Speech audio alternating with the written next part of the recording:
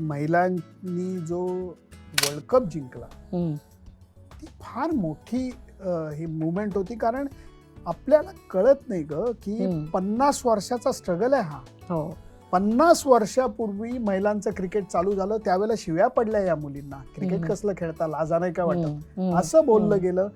आणि त्याच्यानंतर खस्ता खात खात खात त्यांचं BCCI मध्ये सामावलं जाणं आणि त्याच्यानंतर आता वर्ल्ड कप जिंकणं हा खूप लांबचा प्रवास या मुलींनी केलेला आहे.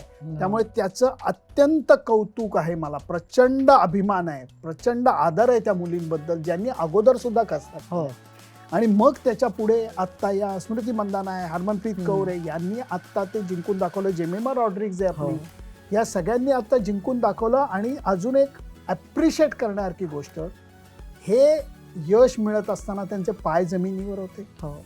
त्यांना मागं मुलींनी केलेल्या त्यागाची कल्पना होती. त्यामुळे ज्या माजी खेळाडू त्यावेळेला मैदानावरती हजर होत्या, त्यांच्या हातामध्ये त्यांनी तो वर्ल्ड कप दिला, ही गोष्ट मला सर्वात भावलेली आहे.